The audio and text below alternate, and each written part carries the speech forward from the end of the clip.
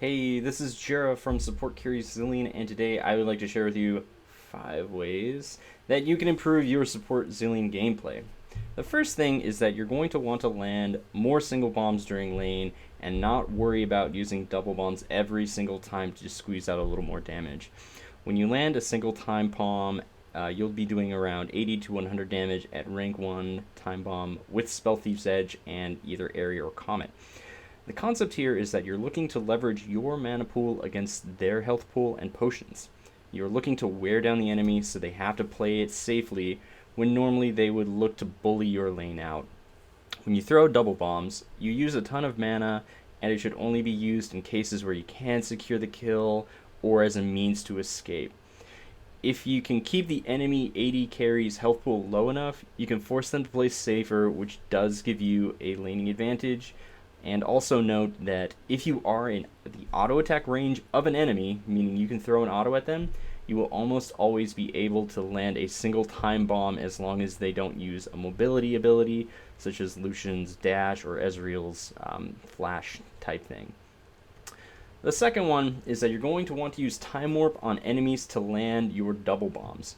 If you're having trouble consistently landing double bombs, you will want to try and adding Time Warp to the start of your combo. When you are in range to land a slow, you have a very high probability of landing a double bomb unless they do have a mobility ability again. There's about a quarter of a second between the time when the first and the second bomb lands, and if they're slow, they will not be able to walk out of that blast radius there. But you also need to keep in mind that this does take a lot of mana, and you should be doing this sparingly until you do have a mana item. The third point is that you will want to have more than one point into Time Warp by level 9. So many people believe that Zillion's kit revolves around Time Bomb when actually Time Warp is the more powerful spell.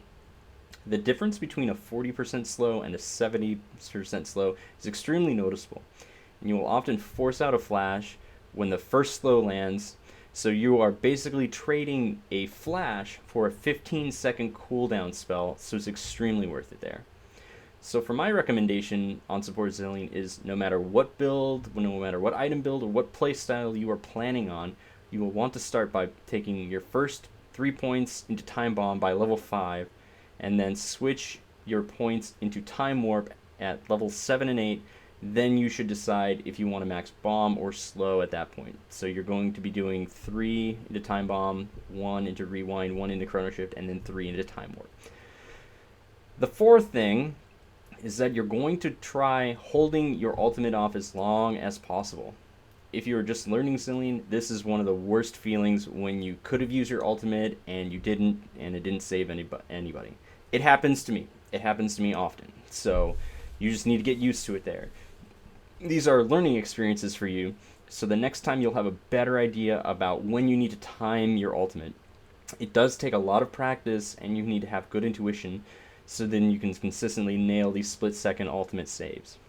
The reason you want to hold your ultimate as long as possible is that there leaves no possibility of counterplay or passive counterplay where they just sit there and stop damage until the ultimate runs out, which is what good players at higher elos will do to exploit the Zillion ult. During your early levels, the cooldown on Chrono Shift is very, very long. It's about 2 minutes. So using the spell at the right time is critical for getting through lane and getting early game advantages and stopping the all-ins and turning them around. And there are often times when you do want to throw it out early, and this is mostly during the offensive tower dives where you want your diver to fully commit instead of trying to flash out at the last turret shot and then just being able to get away at the last turret shot there. By giving them the insurance that they will revive, then they can fully commit, and you can fully commit on the tower dive, get the kill, then the tower will reset aggro during the resurrection. And the fifth and final one here is that if you are a Zillion player, you should try playing the kind of different play styles that Zillion has as a support here. So many people pick up Zillion and decide to build him ability power because that's how you play him in the mid lane. but there's a strong utility component that is even better in certain situations as a support.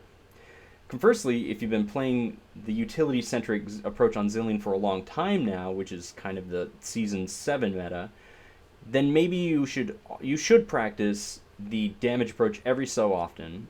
The reason is that each of those builds have strengths that complement each other. When you do the damage build, you are focusing on having a very strong laning phase, which kind of falls off in the mid and late game because your damage is kind of weak.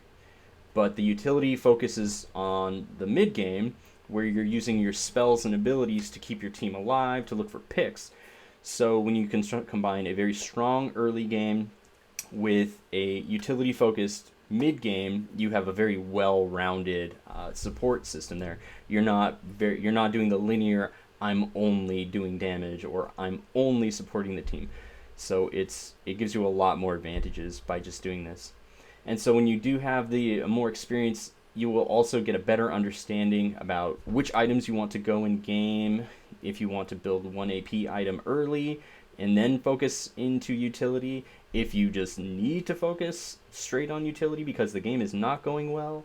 These are kind of the things that you will become more adept with. And that wraps it up. So those were 5 ways that you can improve your support Zilean gameplay.